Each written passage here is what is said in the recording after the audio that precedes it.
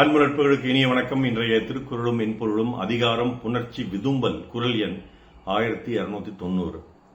கண்ணின் துணித்தே கலங்கினாள் புல்லுதல் எண்ணினும் தான் விதுப்புற்று. தலைவி தலைவனை கண்களால் பார்த்தாள். அதிலே அவன் மேல் உள்ள வெறுப்பை உமிழ்ந்தாள். துணித்தே என்றால் வெறுப்பே என்று பொருள். எதனால் என்றால் தலைவனை விட தலைவிக்கு அணைப்பில் அதிக விருப்பம் இருப்பதால். Lady had shown her aversion through her eyes. This is because she had more desire to join physically also with her man. என் துடிப்பா. கண்கள் காட்டியது வெறுப்பு மட்டுமின்றி கட்டியணைக்க ஏங்கும் அவள் மனத்தின் துடிப்பு. கண்கள் காட்டியது வெறுப்பு மட்டுமின்றி கட்டியணைக்க ஏங்கும் அவள் மனத்தின் துடிப்பு.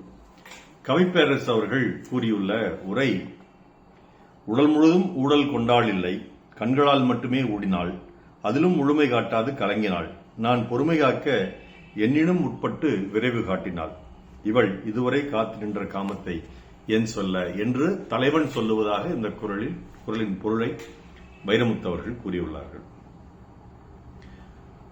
முகத்துல பார்த்தோடனே ஒருத்தர் முதல்ல பார்த்தோடனே முகத்தில் என்ன பண்ணும், என்ன ஒரு வெளிப்பாடு ஏற்படும்?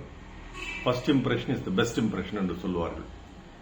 நீண்ட நாள் பிரிவுக்கு பிறகு தலைவன் வருகிறான். தலைவனை தலைவி பார்க்கிறாள். பார்க்கும் பொழுது கண்களிலே அவ்வளவு ஒரு வெறுப்பை அவள் காட்டுகிறாள். ஏன் காட்டுறா? அவன் பிரிந்து போய்விட்டான், இவள் இயக்கத்தில் இருக்கிறாள், நிறைய துன்பங்களை அனுபவித்திருக்கிறாள். அதையெல்லாம் கண்களில் ஒரு நொடியில் அவள் வெளிப்படுத்தி காட்டிவிடுகிறாள் அந்த வெறுப்பை எல்லாம்.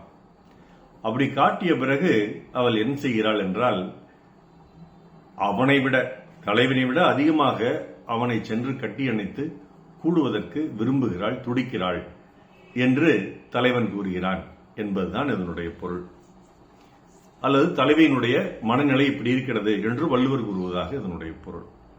ஏன் வெறுப்பு காட்டுறா, அப்புறம் ஏன் கட்டி அணைக்க அவனை விட அதிகமாக இவ வந்து துடிக்கிறாள்? அதுதாங்க பெண்களின் இயல்பு. பெண்களுக்கென்று சில மனநிலை உண்டு, உளவியல் சார்ந்த. ஆண்களுக்கென்று சில மனநிலை ஒன்று, உளவியல் சார்ந்த மனநிலை ஒன்று.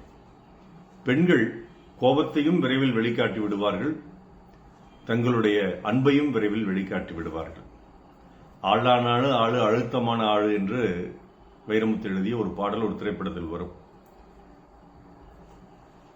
ஆறு அது ஆழம் இல்ல, கடலும் அது ஆழம் இல்ல, ஆழ எது ஐயா, அது பெண்ணின் மனதுதாயான்னு வரும்.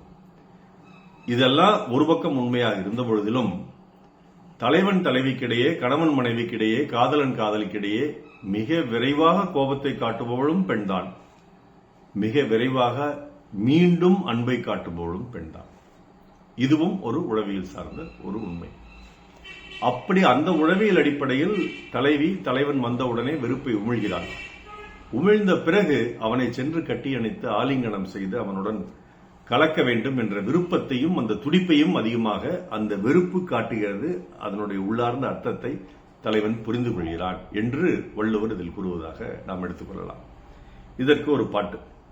புயலுக்கு பின்னே அமைதி வரும் துயருக்கு பின் சுகம் ஒரு பாதி, புயலுக்கு பின்னே அமைதி வரும் துயருக்கு பின் சுகம் ஒரு பாதி, இருளுக்கு பின் வரும் ஜோதி, இதுதான் இயற்கையின் நியதி, இதுதான் இயற்கையின் நியதி, அடிக்கிற கைதான் அணைக்கும், அணைக்கிற கைதான் அடிக்கும், இனிக்கிற வாழ்வே கசக்கும், கசக்கிற வாழ்வே இனிக்கும் என்று வண்ணக்கிழி என்ற படத்தில் மருதகாசியினுடைய பாடலுக்கு கேவி மகாதேவன் இசையமைத்திருப்பார்.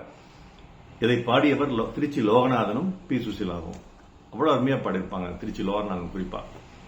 அந்த படத்துக்கு மனோகர் பாடுவார். அந்த பெண் யாருன்னு என்று எனக்கு தெரியவில்லை, அவருடைய மனைவியாக நடிப்பவர்கள். அப்படி ஒரு அற்புதமான காட்சி எடுத்திருப்பார்கள். மிகவும் பிரபலமான பாடல் இந்த பாடல் அந்த காலத்துல.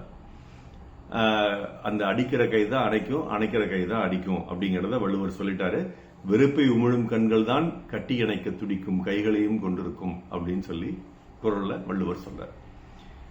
கண்ணின் துணித்தே கலங்கினாள் புள்ளுதல் எண்ணினும் தான் விதுப்புற்று. நாள் சிறக்க நற்றமிழ் வாழ்த்துகள். மருத்துவர் ராம செல்வரங்கம், விஷயத்தில் தலைவரிக்கம், சேலம் கலக்குறிச்சி. நன்றி. Doctor Selvarangam YouTube channel share பண்ணுங்க, லைக் பண்ணுங்க, கமெண்ட் பண்ணுங்க, சப்ஸ்கிரைப் பண்ணுங்க. வணக்கம்.